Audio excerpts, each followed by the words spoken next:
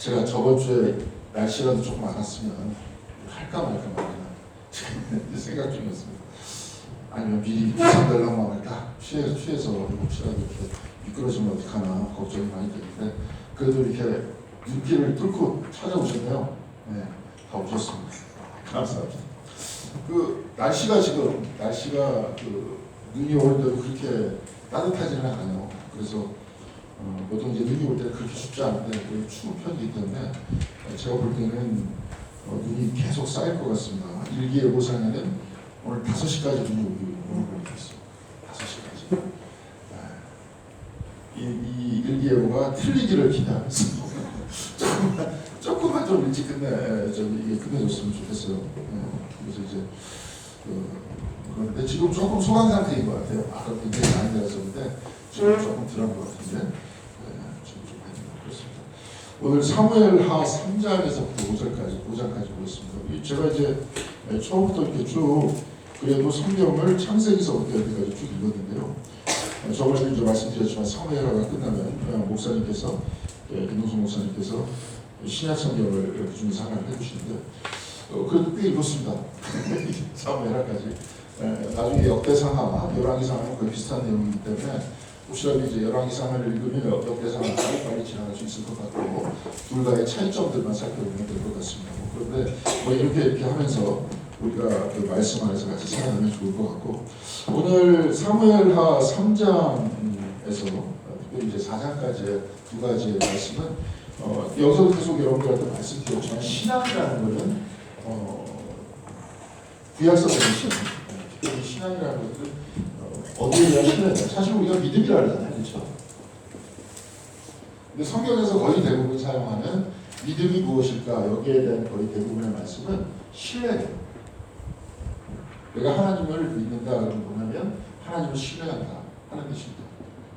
그러면 이 믿음이라는 형태가 하나님과의 관계에서는 신뢰인데 인간 간의 관계 역시 마찬가지로 신뢰겠죠.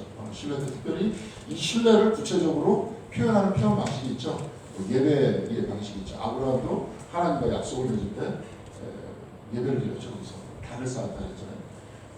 특히 사람들과의 관계 속에서는 여러 가지 이야기가 있는데 다양한 방식으로 언약을 해요. 그리고 믿음이 좋은 사람이다. 이런 사람은 뭐냐면 그 언약, 신뢰를 지켜나가려고 이러고 하는 사람. 끊임없이. 그냥 끝내버리고 끝나는 게 아니라 자기 자신의 상황에 따라서 손바닥 뒤집듯이 신뢰를 뒤집는 것이 아니라 계속적으로 신뢰를 지켜나가려고 노력하는 것이 신앙이 좋은 사람이고 동시에 인간 간의 관계 속에서 신뢰가 있는 사람이다. 이해합니다. 오늘은 다윗이 신뢰를 자꾸 지켜나가려고 노력을 해요. 그런데 그렇지 않은 사람들의 이야기가 나오는데 그럼에도 불구하고 다윗이 지켜나가는 이 신뢰 속에서 이 신뢰라는 것들이 100% 완벽하지 않습니다. 우리가 가지고 있는 신앙이라는 게. 예를 들어서 좀 이따 그렇게 나옵니다. 다윗이 나름대로 신뢰를 지켰죠. 아니면 사울의 딸 미가라고 결혼을 했잖아요. 그렇죠? 그래서 나중에 본인이 나라를 하나를 통합하겠다. 아브넬이 와가지고 그렇게 얘기를 하니까 다윗이 뭐라고 그러냐면 그러기 위해서는 조건이 있다. 먼저 누구예요? 미가를 데리고 와라. 그러면 네 말을 믿어주겠다. 그래서 그런 식으로 언약을 맺거든요. 자, 근데 미가를 데리고 오는데 미가를 혼자 살았던 게 아니에요. 다른 사람들하고 같이, 다른 사람하고 같이 살고 있었어요. 가정을 이루고. 그러니까 왕의 명령이니까 아브넬이 가가지고 이 실질적인 이제 왕의 아브넬이니까 이스보셋한테 시켜요. 너희 누나 데리고 오라고. 그러니까 뺏어가지고 다시 데리고 옵니다. 근데 다윗한테 신뢰가 지켜지기 위해서는 어떤 과정이 들어갔느냐? 한 가정이 무너지는 거예요. 무슨 말씀인지 아시겠죠? 잘 살고 있었잖아요. 근데 괜히 미가를 데리고 와라. 그래서 데리고 오니까 저쪽에서 남편이 막 따라오면서 울면서 쫓아와요. 데리고 와야 되고.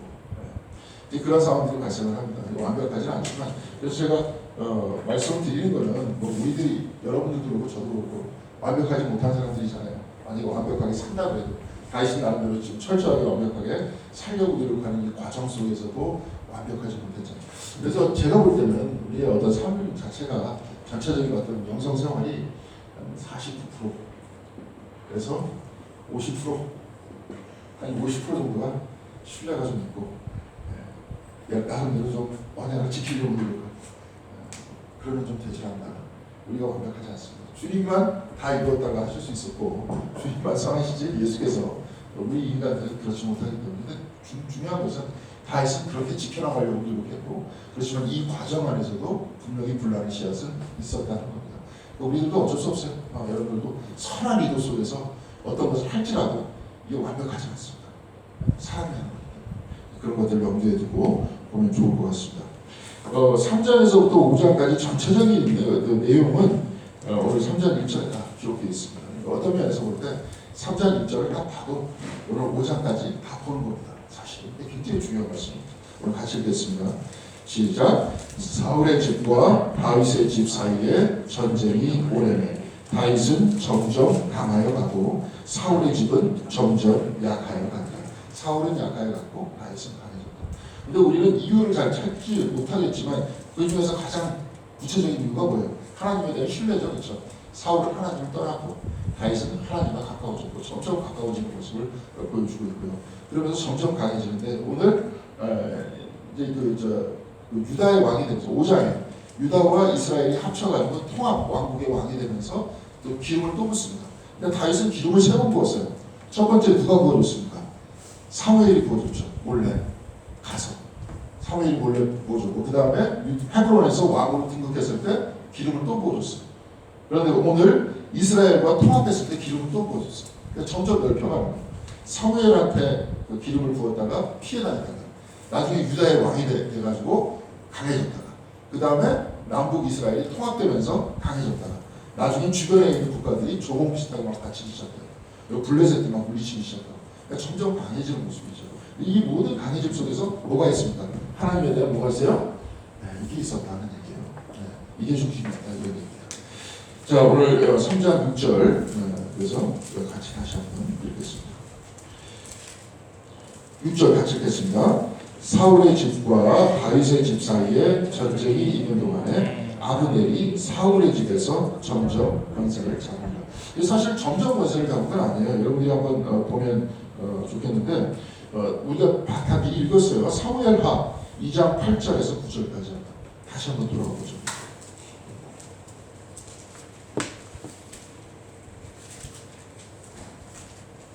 사무엘하 2장 8절에서 9절까지 같이 한 목소리로 읽겠습니다. 같이 읽겠습니다. 사울의 군사령관 넬의 아들 아브넬이 이미 사울의 아들 이스보셋을 데리고 마나하임으로 건너가 길르앗과 아술과 이스라엘과 에브라임과 베냐민과 온 이스라엘의 왕으로 삼았다가 누가 삼았습니까? 이스보셋을 왕으로 삼았는데 누가 삼은 거예요? 아브넬이 삼았어요. 여기 기름 부었다는 소리 있습니까? 없어요. 언약했다는 소리 있습니까? 없어요. 그러니까 실질적인 왕은 누굽니까? 아브넬이에요. 요즘식으로 얘기하면 누구라고? 상황이라고 그러죠. 상황도 아니라 이 사람이 데려가지고 다 끝낸 거예요. 다 끝내가지고 한 겁니다. 어차피 그쪽에서는 상징적으로 사울이 왕이었기 때문에 여기 있는 사람 데리고 와가지고 왕으로 삼았던 겁니다. 우리나라 역사에서도 이렇게 쭉 보면 여러분 철종이라고 하시죠. 철종. 철종이 그 정순훈 헌종에 헌종하고 상관없죠. 그죠? 그렇지만 사람이잖아요. 강화에서 농사 짓는 사람 데리고 오잖아요. 이 사람 자기가 왜 왔는지 영문도 모르고 가잖아요. 나중에 보니까 그 집안이 이제 왕족이었기 때문에. 근데 이 사람은 왕족하고는 상관없이 농사 짓고 살다가 이쪽에 대가 딱 끊기니까 삼을 사람 없으니까 찾다 보니까 그 사람 데리고 오잖아요. 근데 실질적으로 철종이 왕이 아니었죠. 그러니까 누가 왕이었습니까? 군신들이 왕이었죠. 그 사람들이 하고 싶은 대로 다 하는 거예요. 왕을 데려다 놓고. 물론 그 사람이 완전히 좀 무능력하지는 않았지만 무능력했죠 사실. 끝으로 가면 갈수록 무능력했지만 사실 그렇습니다. 하여튼 뭐 그래요. 그래서 이제 여기서도 똑같습니다. 왕으로 데리고 이스보셋을 데리고 와가지고 실질적으로는 본인들이 다 다스렸던 거예요. 근데 이제 그 다음에 갈등이 나와요. 이 두 사람. 한 사람은 왕으로 세웠기 때문에 그래도 자기가 왕인데, 자기가 나름대로 뭐 하려고 이제 좀 자랑하면서 그랬는데 이제 아브넬이 그걸 못 보는 거죠. 내가 너를 대충 갖다 놓고 내 마음대로 하겠다는데 네가 뭐냐 이제 그런 부분이 나오는데 7절 한번 읽겠습니다. 시작. 사울에게 첩이 있었으니 이름은 리스바요 아야의 딸이더라. 이스보셋이 아브넬에게 이르되 내가 어찌하여 내 아버지의 첩과 통관하였느냐 하니 이게 이제 지금의 가치로 보면 안 돼요. 여기 이제 거의 대부분 여자 권사님 권사님이신데 이게 뭐냐면 그 여성은 이때까지 재산이었어요. 재산이었기 때문에 그러니까 사울의 척과 통관을 했다. 이게 무슨 뜻입니까? 자기가 실질적으로 뭐가 됐다는 거예요? 왕이 됐다는 거예요. 그러니까 사울의 재산은 누구 거라는 거예요? 내 거라는 거예요. 그때는 죄송합니다. 요즘은 뭐 미투도 일어나고 여성이 아주 그냥 3위에 있는, 특별히 우리나라 사회에서는 점점 그런 세상이 되어가고 있는데, 근데 지금 이때는 아니었어요. 이때는 여성은 재산이었습니다. 그러니까 자기가 왕이 돼서 사울의 재산을 자기가 취했다, 이런 뜻과 마찬가지죠. 그러니까 지금 이스보셋이 지금 뭐라 그랬냐면, 왜 통관을 해야 되냐, 이 뜻은 뭐냐면 왜 우리 재산을 건드리냐, 이 얘기입니다. 그래서 그때 당시에 재산이었어요. 죄송합니다.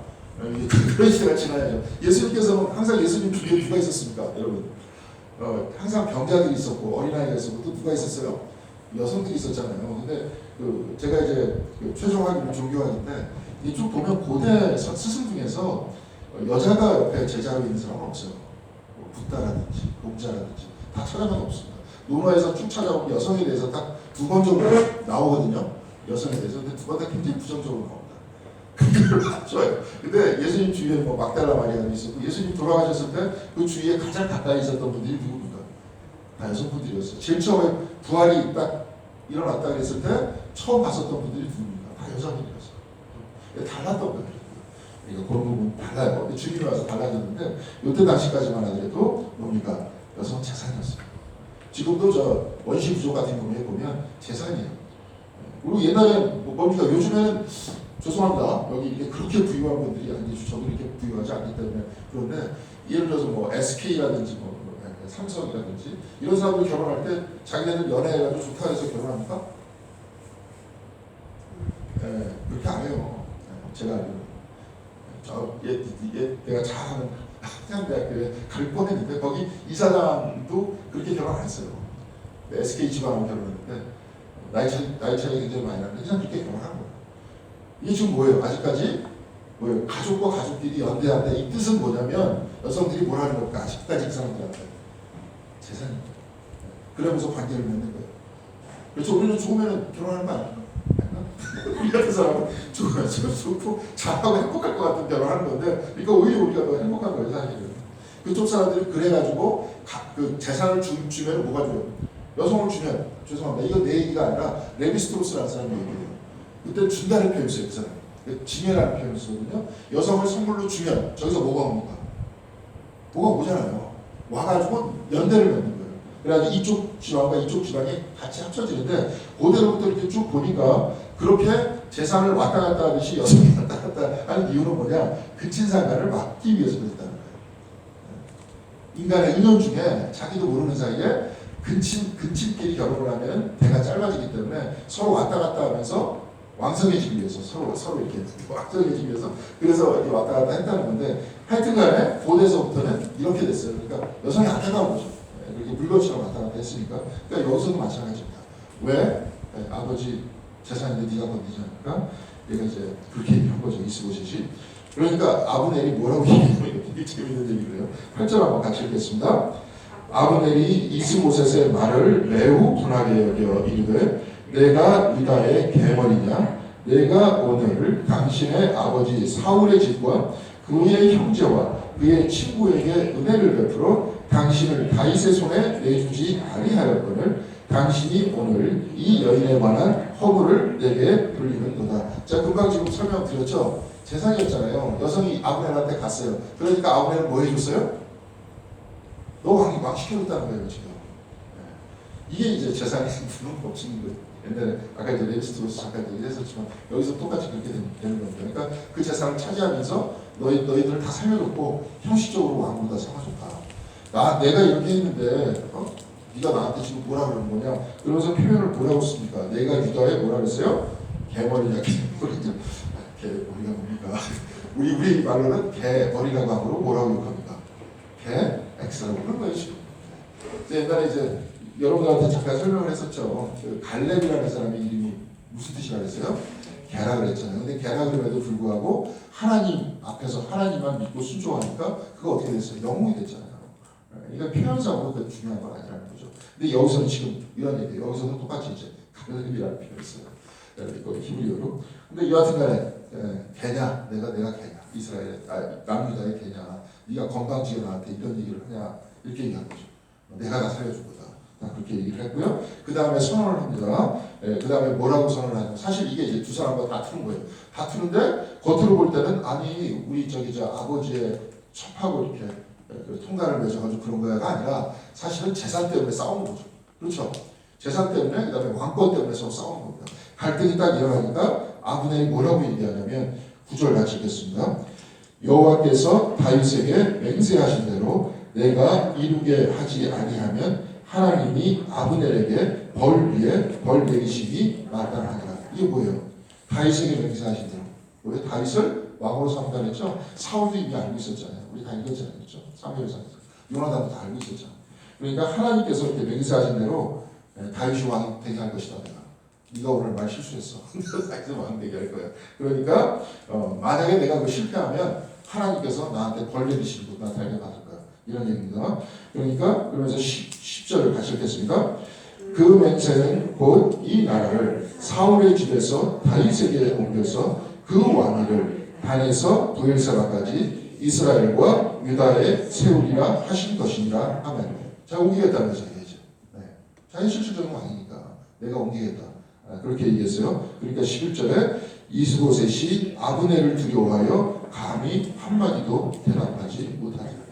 그러니까 저 같으면 가만히 있었을 텐데 왜 다 이렇게 물이 엎질러 놓고 한마디도 못했을까요? 이제 이렇게 됐던 거예요. 이스보셋이 이렇게 됐고 이 사람이 앞에서 큰 소리를 치고 이제는 갈 거야. 근데 여기서 이렇게 딱 보니까 바로 이 사건 때문에 그게 어떻게 됩니까?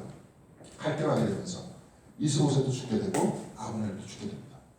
자, 좀 아까 봤습니다. 아브넬이 이스보셋을 왕으로 세웠을 때 뭐가 없었어요? 언약이 없었어요. 또 뭐가 없었습니까? 기름 부음이 없었어요. 자기가 그냥 세웠어요. 그러니까 이렇게 얼마든지 한번 싸우고 깨질 수 있고, 그렇죠? 깨지잖아요. 깨지게 되니까 결국은 어떻게 돼요? 아브넬도 죽게 되고 이스보셋도 죽게 되는 거예요. 그래서 제일 중요한 얘기가 이 믿음과 신뢰를 지켜나가는 거예요. 이게 굉장히 중요한 겁니다. 우리도 마찬가지입니다. 다윗은 굉장히 지키려고 노력을 해요. 여기서 나중에 아브넬하고 딱 얘기를 한 다음에 서로가 헤어졌을 때 나중에 아브넬이 죽잖아요. 다 읽어오셨죠? 그죠? 아브넬이 죽어요. 요압한테. 아브넬이 죽는데 죽는 그러한 모습을 본 다음에 다윗이 막 곡해요. 왜? 언약이 깨졌습니다. 같이 언약을 맺었습니다. 언약이 깨졌기 때문에 슬퍼하는 겁니다. 자, 이런 거 쭉 보면은 우리랑 다른 문화를 쭉 볼 수 있습니다. 그래서 이제 서양의 그 이야기 속에 물론 이제 변해있고 뭐 그렇지만 대체적으로 신뢰 이 형태를 굉장히 강조를 많이 하죠. 약속이라는 것들. 법조문 특별히 약속이라는 것들을 굉장히 강조를 많이 하는 문화가 옛날서부터 성경을 읽었기 때문에 서양 문화 안에 많이 들어와 있어요. 근데 우리는 좀 잘 없는 것 같아요. 그냥 말은 그냥 그때 얘기하는 것 같은데 이때 그렇게 됐습니다. 자, 그래서 이제 12절 보겠습니다. 12절 같이 읽겠습니다. 아브넬이 자기를 대신하여 전령들을 다윗에게 보내어 이르되 이 땅이 누구의 것이니까 또 이르되 당신은 나와 더불어 언약을 맺사이다. 내 손이 당신을 도와 온 이스라엘이 당신에게로 돌아가게 하리이다 하니. 지금 뭘 맺겠다 그랬어요? 언약 맺겠다 그랬잖아요. 이스보셋과는 언약이 없었죠? 지금 언약을 맺겠다 그러면서 언약으로 구성이 되지 않습니까? 그러니까 다윗이 인간과 인간이 언약을 맺을 때 뭐가 있어야 돼요? 아까 물건이 왔다 갔다 하듯이 선물이 있어야 되잖아요. 지금 또 이제 이 얘기합니다. 다윗이 이르되 13절 같이 읽겠습니다. 다윗이 이르되 좋다. 내가 너와 언약을 맺거니와 내가 내게 한 가지 일을 요구하노니 나를 보러 올 때에 우선 사울의 딸 미가를 데리고 오라. 그리하지 아니하면 내 얼굴을 보지 못하리라. 자, 또 이제 미갈이죠. 이것도 역시 마찬가지 뭡니까? 과거의 재산이었잖아요. 근데 이것들 이렇게 데리고 오는데 한 사람은 뺏겨가지고 이제 아내가 뺏겨가지고 좀 울면서 옵니다. 그 사람은 재산 부조가 아니었죠. 그죠? 같이 그냥 살았던 사람. 몰랐겠던 뭐 왕의 딸이었기 때문에 그렇게 데리고 와요. 그래서 사울의 딸 미가를 데리고 와라. 그렇게 얘기하면서 이제 선물을 주고받는 거죠. 네. 그렇죠? 그래서 전체 나라를 다 당신한테 통째로 바치겠습니다. 저 보니까 이스보셋 형편없습니다. 이렇게 얘기한 거죠. 그러면서 언약을 맺겠다는 거죠. 그래서 언약이 지금 형성이 된 겁니다. 예, 그러면서 이제 15절에서부터 16절까지 좀 슬픈 이야기가 나옵니다. 같이 읽겠습니다. 이스보셋이 사람을 보내어 라이스의 아들 발티엘에게서 미가를 빼앗아 오는데 그의 남편은 바울임까지 울면서 따라오다가 아브넬이 돌아가라고 하자 하는 수 없이 돌아가죠. 울면서 쫓아왔다는 거예요. 네. 재산이 뺏겼다고 울면서 쫓아온 건 아닐 거 아닙니까? 그렇죠? 네. 자기 아니니까, 본인이 아니니까. 여기서도 어떤 표현을 써요? 미가를 빼앗아 왔다, 이런 얘기입니다. 이제 다윗은 이전은 다윗의 말 한마디 한마디가 순수하게 그렇게 왔다 갔다 할 수는 없는 거예요. 왕이기 때문에 파워풀합니다. 넷플릭스에서 제가 우리 괜히 그냥 봤다가 우리 집사람한테 엄청나게 욕먹은 영화가 있습니다. 엘리자베스라고 보셨어요? 지금 영국 여왕이 누굽니까? 엘리자베스 2세죠. 엘리자베스 1세. 그 사람 때 영화요. 왜 욕을 먹었냐면 영화가 나쁘다고 그런 게 아니라 괜히 늦게 들어서 새벽기도 못 나가겠다. 아니 늦게 봐도 가면 될 거 아니에요. 근데 이제 그 엘리자베스 1세 때 그 영국이 가장 부강했대요. 근데 이제 그 사람이 누구냐면 헨리 8세 딸이에요. 첫 번째 딸이 첫 번째 딸이 누구냐면 혹시 여러분 이 이름 들어보셨습니까? 블러디 메리라고. 블러디 메리. 들어보셨어요? 알 필요 없습니다. 우리나라 역사가. 그거 알아서. 근데 이제 뭐냐면 헨리 8세가 앤 볼린하고 결혼한 다음에 그때 성공회하고 끊잖아요. 딱 끊어요. 아니 성공회가 아니라 캐톨릭하고 끊으면서 성공회가 만들어지잖아요. 근데 그렇다고 해서 영국 전체가 성공회가 다 된 게 아니에요. 그런 다음에 딸이 메리라는 여왕이 이제 딸이었다. 아들이 원래 있었는데 아들 잡고 다니라고 그 인간이 그렇게 못된 짓 한 거 아니에요. 첫 번째 부인하고. 아세요? 천일의 모르세요? 천일의 안 보셨어요? 하도 옛날에 영화를 때문에 기억이 안 나실 텐데 그 뭐냐면 형이 이제 왕이었다가 형이 죽어요. 형이 죽어서 형 부인을 이제 부인하고 같이 사는데 스페인 여자예요. 스페인이 그때 강대국이었어요. 여러분 스페인 아시죠? 무적함대라고. 스페인 무적함대. 이게 왜 무적함대냐면 함흥 드셔보신 무슨 소리죠? 함흥 드셔보셨죠? 이게 뭐냐면 돼지 뒷다리를 모래에다가 집어넣어요. 모래에다가 발효를 시키는 거야 한마디로. 썩을 것 같은데 어떻게 잘 하나 봐요. 소금에다 염장을 한 다음에 모래에다가 집어넣어요. 그런 다음에 그거를 말려요. 한 1년 동안. 말려가지고 잘라 먹으면 그냥 잘라 먹습니다. 익혀서 먹는 게 아니라 그냥 생햄이에요. 생햄. 돼지 뒷다리인데 우리나라에도 팔아요 요즘에. 스페인 함흥이. 근데 그렇게 맛은 별론데 하여튼 그게 그러니까 육포 같은 거죠. 그러니까 이게 무적함대의 이유가 뭐냐? 밥을 따로 안 만들어 먹는 거예요. 배 위에다가 딱 함흥을 쫙 걸어놓고 돼지 뒷다리를 잘라 먹으면서 전쟁을 했었던 겁니다. 그러니까 기동력이 뛰어나죠. 뛰어나가지고 스페인이 이제 무적함대가 된 건데 그때 당시에 그래가지고 그쪽 지역을 지역을 완전히 그 지중해 지역을 완전히 독점하고 있었죠. 스페인이. 그러니까 굉장히 강력한 국가였는데 거기에 있는 사람, 그 왕족이랑 결혼을 했으니까 또 아까도 똑같이 재산이죠.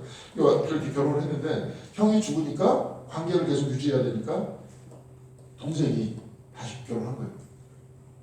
그런 경우가 잘 발생 안 하는 거죠. 워낙 강한 국가이기 때문에. 그래가지고 결혼을 했는데 그분이 이제 몸이 약해가지고 애를 못 낳아요. 그래갖고 자기 아들한테 이제 물려줘야 되는데 이게 우리나라 그 옛날에 절대 군주 그쪽 개념하고는 좀 다르더라고요. 그렇게 하도 그냥 왕을 그냥 죽이려고 하는 그런 인간들이 많기 때문에 굉장히 불안해요, 위치가. 그러니까 분명히 자기 자신의 권력을 강화시킬 수 있는 아들이 필요한 거예요. 그래야 자기 사니까 집안을 살고. 그래가지고 난리를 치는데 못 낳는 거죠. 못 낳죠. 못 낳으니까 그 다음에 엠볼리라고 해요. 그리고 아들을 낳으려고 했는데 두 번에 걸쳐서 낳는데 다 딸이었죠. 딸이었으니까 요 인간이 다시 애를 이제 다른 남자랑 통과를 했다. 똑같은 거. 그걸로 제목으로 죽여버리고 딴 여자하고 결혼을 해요. 근데 거기서 아들을 낳는데 그 아들이 건강하지 못합니다. 그래갖고 이제 죽어요. 처음에 스페인 왕비할 때 근데 딸이 한 명 있었는데 그 사람이 이제 블러디 메리가 되는 거예요. 왜 메리냐면 그 사람의 어머니가 스페인 사람이잖아요, 그죠? 그러니까 그 사람은 캐톨릭이에요. 그래가지고 그때 당시에 블러디 메리가 블러디라는 게 뭐냐? 피의 메리, 피의 메리요. 왜냐하면 하루도 화영장에서 연기가 안 올라오는 날이 없었대요. 계속 성공의 교인들 잡아갖고 죽이니까. 그래서 그렇게 막 그러니까 뭐 나중에 그 사람이 이제 암에 걸려가지고 죽습니다. 메리라는 왕이 죽는데 그래가지고 이제 그 엘리자베스 앤 볼린이라는 사람 밑에서 태어난 엘리자베스라는 사람이 왕이 되는데 그 사람은 성공의 교인이에요. 그러니까 또 반대로 되겠죠. 이 사람도 처음에는 잘 다스리려고 그래. 웬만하면 안 싸우려고 그러고 건드리지 않으려고 그래. 근데 그렇게 하다 보니까 여기저기서 노리는 놈이 너무 많은 거예요. 끌어내려가지고 다시 특별히 그때는 이게 왜 우리나라는 지금 캐톨릭하고 성공회하고 뭐 개신교 쪽하고 우리는 별로 이렇게 문제가 없잖아요. 그죠? 자꾸 문제 일으키는 사람이 있습니다. 캐톨릭 가지고 어쩌고저쩌고 그러는데 그거는 그쪽 동네 역사예요. 왜냐하면 그게 권력이었기 때문에.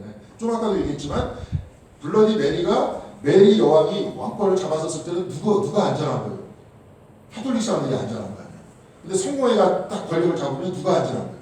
성공회 사람이 안전한 거예요. 근데 처음에 이 사람은 잘 통합해서 다스리려고 했어. 엘리자베스가. 그러니까 나중에 캐톨릭 쪽에서 자꾸 암살하려고 막 난리를 치는 거예요. 그러다 보니까 그 밑에서 누가 한 명이 딱 오는데 손에 피를 묻히는 사람이 나타납니다. 그러니까 여왕은 굉장히 선하게 정치를 하려고 그러는데 선하게만 정치를 하려고 그러니까 정치가 안 되는 거예요. 그러니까 한 사람이 가가지고 온 몸에 손에 피 묻히는 일을 혼자 다 하고 다닙니다.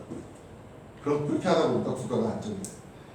가톨릭계 수장도 몰래가지고 없애버리고 저쪽 주교도 그냥 없애버리고 북쪽 스코틀랜드의 그쪽 여왕도 프랑스 쪽에서 왔던 여왕인데 자꾸 침범하니까 없애버리고 그렇게 하다 보니까 나중에 엘리자베스 때 가장 부강해졌다. 영국이라는 나라가 그때는 그냥 굉장히 약소국이었는데 그 다음에 굉장히 강해졌다. 이 얘기입니다. 예, 그런 이야기예요. 제가 지금 말씀드리는 이 이야기는 뭐냐면 이렇게 아브넬이 그런 손에 피를 묻히는 일을 하면서도 권력을 쥐어갔었던 거예요. 예, 여기서 이제 이런 이야기를 하는 거예요. 뭐 그래요. 그래서 여기서는 다윗 밑에서 요압이라는 사람이 또 그 일을 하죠. 그렇게 하면서 막 그렇게 얘기하는데, 근데 중요한 것은 이 이야기예요. 오늘 이야기예요. 근데 여하튼 다윗이 본인이 신뢰를 지켜나가면서도 굉장히 뭐랄까 이 일을 뭐 이렇게 하려고 하는데 그 가운데서도 이런 일들이 발생했다는 것들을 생각해 보면 좋을 것 같고요. 그래서 20절에서부터 21절에 보면 언약이 맺혀진 그런 과정에 대해서 구체적으로 이야기하고 있습니다. 20절, 21절 같이 읽겠습니다. 시작. 아브넬이 부하 20명과 더불어 헤브론에 이르러 다윗에게 나아가니 다윗이 아브넬과 그와 함께한 사람을 위하여 잔치를 배설하였더라. 아브넬이 다윗에게 말하되 내가 일어나 가서 온 이스라엘 무리를 내 주 왕의 앞에 모아 더불어 언약을 맺게 하고 마음에 원하시는 대로 모든 것을 다스리게 하리이다 하니 이에 다윗이 아브넬을 보내매 그가 평안히 가니라. 자, 21절에 온 이스라엘 무리를 내 주 왕 앞에 모아 더불어 어떻게 한다 그랬어요? 언약을 맺게 한다 그랬어요. 잔치를 배설한다는 건 사실 의미가 없고 제일 중요한 것은 잔치라는 것들은 언약을 맺게 하기 위한 하나의 축하연이었습니다. 그래갖고 지금 계속 언약이라는 말이 계속 반복적으로 나오잖아요. 그래서 다윗은 언약을 지키려고 노력을 해요. 하나님과의 언약을 마찬가지고 지키려고 노력을 해요. 그래서 마음이 원하신 대로 모든 것을 다스리. 당신이 마음대로 하라는 거예요. 내가 언약 이제 이렇게 언약하겠습니다. 그러니까 다윗이 아브넬을 보내니까 평안히 갔다. 적장인데 죽여야 되는데 죽이지 않고 평안히 보냈다는 거예요. 뭐 때문에? 언약 때문에. 언약이 중요한 겁니다. 자, 근데 쭉 이렇게 하니까 나중에 누가 이제 손에 피 묻히는 사람이 나타났습니다. 누가 나타났습니까? 요압이 나타났습니다. 왜 그의 말을 믿으십니까? 걔는 속이려고 들어온 겁니다. 그래갖고 이제 가가지고 죽여요. 그래서 25절 보겠습니다. 같이 읽겠습니다. 왕도 아시려니와 넬의 아들 아브넬이 온 것은 왕을 속임이라. 그가 왕이 출입하는 것을 알고 왕이 하시는 모든 것을 알려 함이니이다 하고. 그러니까 왕이 어디 있는지 지금 어디서부터 몇 시부터 몇 시까지 밥 먹고 몇 시부터 몇 시까지 뭐 하는지 알기 위해서 찾아왔다는 거죠. 그러니까 왜 믿었는가? 믿지 말아라 라고 얘기했습니다. 되게 재밌죠? 자기 혼자 다 판단했죠. 지금 언약을 맺는다고 세 번이나 얘기했거든요. 아브넬이 왜 찾아왔는지를 모르죠. 아브넬이 왜 찾아왔습니까? 이스보셋하고 싸웠죠. 그러면서 맹세했죠 앞에서.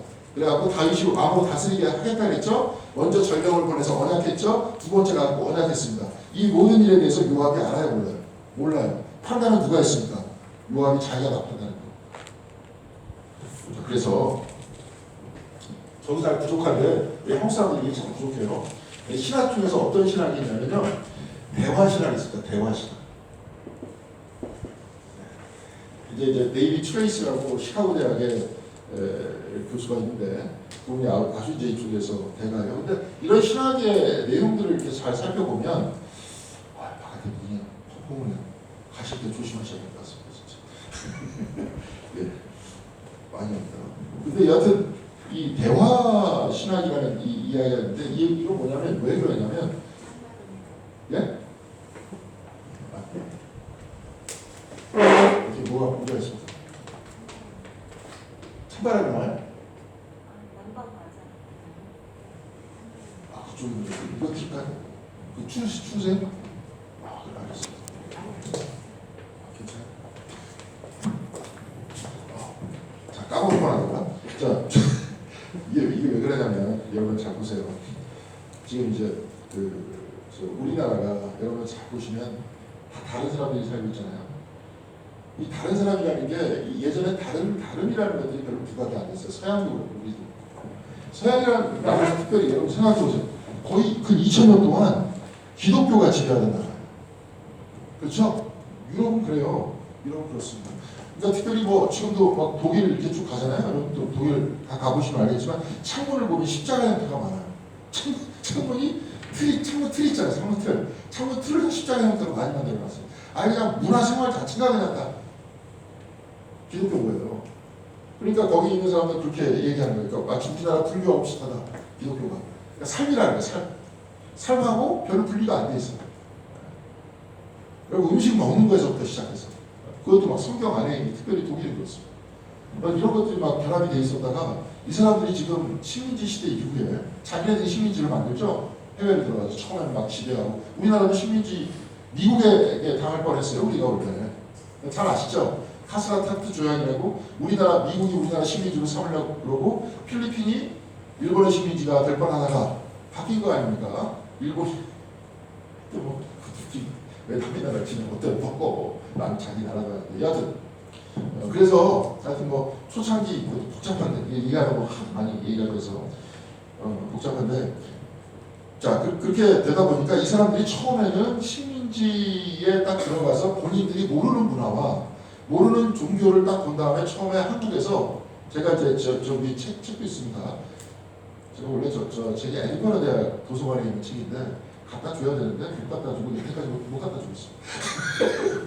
코리안 미션 필드라는 잡지가 있어요. 한국 선교사들이 보는 잡지. 그 잡지가 있는데 거기서 그 책이 꽂혀 있는 도서관은 뭐 바코드 뭐 이런 게 없었어요. 그러니까 그냥 알아서 빌려갔다 돌려줘야 되는데 그래서 제가 벌써 한 20년째 안 돌려주고 있습니다. 근데 안 돌려주길 잘했어요. 안에 굉장히 좋은 자료들이야. 여하튼 코리아 미션 필드라는 잡지 내에서 선교사가 이름 모를 선교사가 쓴 아티클이 있어요. 그러니까 짧은 논문 같은 게 있어요. 근데 그 논문에 뭐라고 나와 있냐면 코리안 데몬이래. 한국의 악마들. 한국의 악마들이래요. 그러니까 한국 사람들이 뭐 유교도 그렇고 불교도 그렇고 뭐 샤머니즘을 요즘에 막 무섭고 막 얘기가 나오잖아요. 근데 아예 선교사들이 그렇게 표현했어요. 한국의 악마들. 그렇게 과거에는 표현을 했었다가 시간이 지나면서 지금 현대사회가 지금 맞지 않습니까? 지나면서 그렇게 다양한 이야기들이 거꾸로 서양에 들어가기 시작했어요. 뭐 책들도 번역하기 시작하고 각 계통의 뭐 고대 문서 번역하기 시작하고 막 이렇게 하다 보니까 한참 막 기독교에 대한 반기독교 운동이 프랑스 같은 데서 막 일어날 때는 어떻게 표현했냐면 중국이라는 나라를 굉장히 이상적인 사회로 생각했어요. 이 사람들이 왜냐하면 노나하고 맹자 같은 것들이 번역된 것들 딱 보니까 아주 멋지더라고요. 그러니까 이 사람들이 지금 뭐냐면 서양 사람들이 과거에는 몰랐었던 다양한 문화와 종교를 지금 알기 시작한 거예요. 근데 우리는 원래 그랬었지 않습니까? 우리는 원래 다양한 문화 속에서 또 기독교를 또 했었잖아요. 그러니까 우리는 잘 생각해 보세요. 그럼 이렇게 다양한 사람들이 다양한 생각들을 가지고 다양하게 살아가는데 그럼 우리가 이 안에서 어떻게 우리 신앙을 고백하며 살 것인가? 왜냐? 기독교 신앙 안에서는 창조주는 누굽니까? 하나님이시잖아요. 자, 그럼 하나님의 창조 안에 이 다양한 사람들이 지금 다 살고 있는데 과거에는 그냥 우리만 살고 있다 생각했는데 그 사람이 지금 우리예요. 그러니까 미국인들 같은 경우에도 특별히 거기서도 이렇게 나라가 큰데도 좀 이상하게 생각하는 사람들이 많은 이유가 뭐냐면 나라가 워낙 커요. 그러니까 시계에서 뉴욕에서부터 LA까지 비행기를 타고 쭉 가다 보면 4시간, 5시간 4시간, 5시간 동안 날아가도 누구 땅입니까? 자기네 땅이에요. 그러니까 전 세계가 자기인 줄 알아요. 근데 유럽도 마찬가지잖아요. 지중해 저쪽 끝에서부터 이쪽 끝까지 쭉 가면 얼마나 커요? 스페인에서부터 거의 이스라엘까지 한번 비행기 타고 가서 저 동로마에서 서유럽에서 동유럽까지 거기도 그렇게 걸려요. 그러니까 그게 전 세계라고 생각한 거예요. 근데 그 시대를 지나면서 다양한 형태의 세계들을 경험하고 나서 보니까 우리는 어떻게 해야 될까요? 창조주 하나님에 대해서 어떻게 고백을 해야 돼요? 다른 모델로 고백을 해야 돼요. 무슨 말씀인지 아시겠습니까? 그럼 나와 다른 사람들을 포용할 수 있는 하나님이냐, 나와 다른 사람은 다 그냥 지옥 보낸 하나님이냐. 과거에는 지옥 보낸 하나님이었는데 지금 어떻게 얘기해야 될까요? 어떻게 얘기해야 되겠습니까? 이런 일 안 들어봤죠? 왜냐하면 이거 다 이미 다 논의됐던 얘기예요. 신학적으로 꽤 오래전부터. 근데 교회가 이런 얘기를 안 하는 거예요. 그러니까 교회에서 이런 이야기를 안 하니까 계속 왜냐하면 얘기하면 복잡해지거든요. 복잡해지고 사람은 복잡해지고 또 여기에 대해서 잘 아는 사람 사실 없고. 네. 그러니까 이제 이런 부분들이 이렇게 나와요. 대화 시간. 나와 다른 사람들과 어떻게 할 것이냐. 그러면서 우리가 한참 성경도 같이 공부를 하지만 성경에 있는 이야기를 이렇게 대화의 상황 속에서 우리가 어떻게 이해를 하면서 가야 할 것이냐. 그게 뭡니까? 성숙이잖아요. 어렸을 때 초등학교 다닐 때 보면 우리 아버지가 이 세상에서 가장 힘세고 제일 멋진 분으로 보이잖아요. 그죠? 그러다 나이가 들면 모든 아버지가 다 따로 있고 가족들이 다 따로 있고 그 가운데서 다들 행복하게 살아나가는 모습들을 보지 않습니까? 타자를 인정하기 시작했잖아요. 그렇죠? 네, 그런 거죠. 그러니까 우리도 타자가 있는 사회에서 나와 다른 사람이 있는 상태에서 어떻게 하나님을 섬길 수 있을 것인가. 그렇게 됐을 때 성숙해지는 거죠. 근데 이렇게 했을 때 막 내 신앙이 흔들리다. 그럼 배워놔야 돼. 그러니까 하면 안 돼가 아니라 더 배워야 돼. 더 내면적으로 더 배워야 돼. 더 성숙해져야 돼. 근데 우리는 많이 성숙해요. 우리나라 사람들 보면. 한국에서 여태까지 종교전쟁이 일어났다는 것을 봤습니까? 못 봤습니까? 안 싸우잖아요. 종교들. 저 인도 같은 데는 싸웁니다. 서로 막 총질하면서 싸우는데 싸우지 않지 않습니까? 그러니까 이제 이런 부분들이 있습니다. 자, 하여튼 그래서 여하튼 지금 어떤 신뢰와 이런 이야기 속에서 나가는데요. 요거는 빨리빨리 좀 읽어 나가도록 하겠습니다. 예. 자, 그렇게 해서 여하튼 지금 제가 지금 이게 대화 이야기를 하려고 하는 이야기가 뭐냐면 지금 모든 것들을 다 누구 혼자 생각한 거예요. 아까 다윗이 이스보셋과 아브넬이 싸워서 이렇게 돼가지고 언약을 반복적으로 맺으면서 여기 와가지고 그렇죠. 다윗하고 언약을 맺고 지금 돌아가고 있는 입장에서 이 모든 것을 혼자 어떻게 다 오해하고 있는 겁니까? 요압이. 지가 다 지존대로 지금 생각한 거 아니에요. 얘가 속이려고 온 거다. 속이려고 온 거다 이렇게 얘기하면서 결국은 따라가서 죽이는데요. 한번 26절, 27절 한번 보겠습니다. 이것도 이제 결과적으로 요압도 이런 식으로 나왔기 때문에 요압도 이제 죽었다고 얘기가 나오는데요. 한번 읽어보겠습니다. 26절 보겠습니다. 이에 요압이 다윗에게서 나와 전령들을 보내 아브넬을 쫓아가게 하였더니 시라 우물가에서 그를 데리고 돌아왔으나 다윗은 알지 못하였더라. 자, 아브넬을 쫓아갔어요. 그래갖고 데리고 왔는데 다윗은 알지 못하는 상태에서 누가 혼자 갔습니까? 요압이 자기 혼자 독단적으로 갔습니다. 예. 그러면서 27절 보겠습니다. 아브넬이 헤브론으로 돌아오매 요압이 거꾸로 조용히 말하려는 듯이 그를 데리고 성문 안으로 들어가서 거기서 배를 찔러 죽이니 이는 자기의 동생 아사엘의 피로 말미암은 믿어라. 예, 죽였다 그랬죠, 그렇죠? 아사엘은 뭐예요? 아브넬 쫓아가다가 막 발이 빨려다 그랬었잖아요. 엄청나게 막 빨리 쫓아가다가 창에 꽂혀가지고 죽었다 그랬죠. 그러니까 똑같이 어떻게 죽입니까? 배를 찔러가지고 죽였대요. 이 보복의 마음 때문에 요압이라는 사람이 아브넬이 들어왔을 때 그를 왜 믿었느냐 이렇게 얘기하면서 죽여야 된다 그래서 자기가 죽였던 거예요. 근데 저번 주에도 한번 우리가 봤었지만 여러분들 성경책 뒤로 잠깐 넘겨보세요. 열왕기상 2장 28절 그 다음에 32절.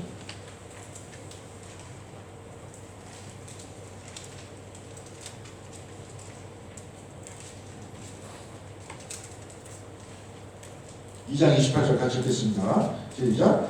그 소문이 요압에게 들리매 그가 여호와의 장막으로 도망하여 제단불을 잡으니 이는 그가 다윗을 떠나 압살롬을 따르지 아니하였으나 아도니아를 따랐음이더라. 자, 아도니아를 따랐대요. 이때 이게 뭐냐면 지금 왕위 재탈전을 지금 벌이고 있는 거예요. 솔로몬과 왕위 재탈전을 벌이는데 아도니아를 지금 따랐었는데 솔로몬이 아도니아 쪽을 다 돌육을 내고 자기를 잡으러 온다. 그러니까 어디에 뿔을 잡았냐면 제단뿔을 잡았다. 네? 제단뿔을 잡으면 어떻게 돼요? 거기가 성스러운 곳이에요. 제단뿔을 딱 잡으면 죽이지 못하게 돼 있어. 근데 뭐 제단뿔을 잡았다고 안 죽이니까 자기가 이제 의지할 거는 그거밖에 없으니까 제단뿔을 딱 잡았는데 그 다음에 32절 같이 보겠습니다. 이게 이제 요압을 죽이는 죄목이에요. 솔로몬이 같이 보겠습니다. 여호와께서 요압의 피를 그의 머리에 돌려 보내실 것은 그가 자기보다 의롭고 선한 두 사람을 쳤으니 곧 이스라엘 군사령관 넬의 아들 아브넬과 유다 군사령관 예델의 아들 아미사를 칼로 죽였습니다. 이 일을 내 아버지 다윗은 알지 못하셨나니. 이게 이제 일단 아브넬을 죽였다는 걸 알죠. 근데 예델의 아들 아미사는 압살롬의 반역에 동참했었거든요. 근데 이때도 다 비슷해요. 평안하니까 딱 갑자기 물어본 다음에 그 수염을 잡고 배를 칼로 찔러서 죽였다. 좀 아까 아브넬을 죽였을 때도 어떻게 죽였어요? 아브넬을 죽였을 때 제가 이제 읽어보겠습니다. 아브넬이 헤브론으로 돌아오매 요압이 더불어 조용히 말하려는 듯이 그를 데리고 성문 안으로 들어가서 거기서 배를 찔러 죽인. 그래서 둘 다 속여가지고 죽인 거예요. 그렇죠? 네.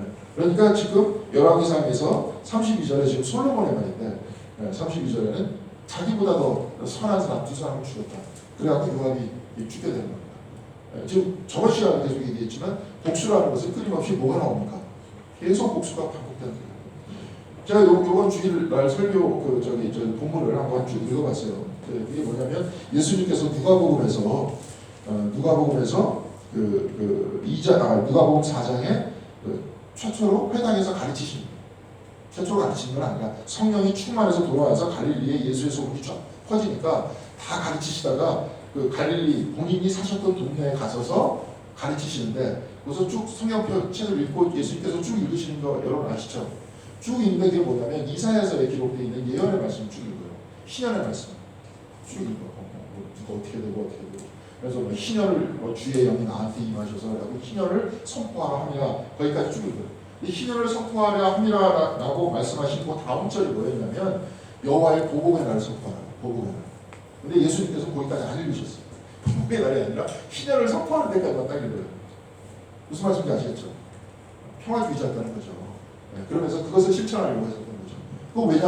보복이라는 것들을 잘못하면요 계속 반복되는 거예요. 그렇죠? 저번 시간에 중국 무술 얘기도 한번 했었습니다. 많이 했었고 우리나라도 지금 계속 그러고 있지 않습니까? 네. 제가 볼 때는 그래요. 정치라는 거는 저번 시간에 잠깐 얘기했지만 일종의 싸움을 그치게 하는 하나의 그 어떤 무속적 신앙 비슷한 것이다. 이렇게 한번 얘기했잖아요. 쌀풀이 할 때 뭐예요? 거기다 돈 집어넣고 이렇게 버린다 그랬잖아요. 그렇죠? 그러면 사실 그 사람을 실질적으로 죽이는 게 아니죠. 그렇죠? 만약에 윤인희 권사님하고 저하고 원한 것 같아요. 제가 윤인희 권사님 해야 되겠구나. 윤인희 권사님이 제 막 지푸라기로 막 뭘 만들어가지고 막 발을 막 꽂아. 거기다가 돈 집어넣고 버려. 그럼 이제 쌀풀이 하는 거예요. 그러면 그렇게 해야 나를 안 죽이니까. 죽이면 안 되니까. 근데 종교라는 게요, 고등 종교를 이렇게 넘어오면서 더 적극적으로 바뀌어요. 거기서는 그런 식으로 쌀풀이를 하거든요. 무속에서.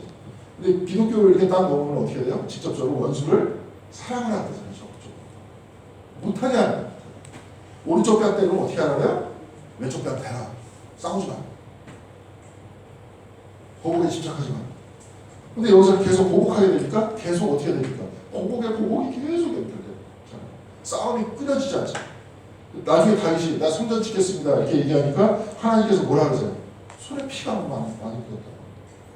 원한에 사로잡힌 자가 너무 안타깝습니다. 솔로몬이 세웠는데 뭐 솔로몬이 그렇지 않습니까? 그러니까 여기서도 그래요. 그래서 아브넬도 그렇게 죽고 요압도 그렇게 됐다. 그래서 아브넬도 요압의 동생을 그렇게 죽이는 바람에 그렇게 됐다는 거예요. 자, 그래서 이렇게 됐습니다.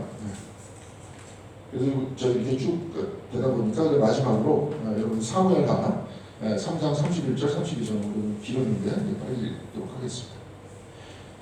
다윗의 이제 모습을 한번 보세요. 31절 32절 같이 읽겠습니다. 다윗이 요압과 및 자기와 함께 있는 모든 백성에게 이르되 너희는 옷을 찢고 굵은 면을 띠고 아브넬 앞에서 애도하라 하니라. 다윗 왕이 사열을 따라가 아브넬을 헤브론에 장사하고 아브넬의 무덤에서 왕이 소리를 높여 울고 백성도 다 우니라. 자, 언약을 맺었잖아요. 그렇죠? 그러니까 안 되는 거예요, 죽이면. 그래서 다윗도 울고 누구도 울었어요? 백성도 다 같이 따라 울었다. 왕이 또 이렇게 선하게 되니까 백성도 다 선하게 되는 거 아닙니까? 이제 이런 식으로 쭉 이야기를 했습니다. 자, 그 다음에 이렇게 싸우다 보니까 아브넬이 아까 죽었잖아요. 누구랑 싸우다 죽었습니까? 이스보셋하고 다투다가 결론적으로 이렇게 됐잖아요. 이스보셋도 이렇게 또 죽어요. 죽는데 여기서는 또 이렇게 됩니다. 이건 한번 쭉 읽어보면 될 것 같아요. 사자는 이렇게 길지 않고요. 5절 한번 같이 읽겠습니다. 5절. 뭐 중요한 사람들은 아닌데 쭉 그냥 읽어서 이해만 하겠습니다. 4장 5절. 브에롯 사람 림몬의 아들 레갑과 바하나가 길을 떠나 벼칫죄 때 즈음에 이스보셋의 집에 이르니 마침 그가 침상에서 낮잠을 자는지라. 이스보셋이 집에 있으니까 왕궁이겠죠, 그렇죠? 왕궁에서 딱 이러니까 침상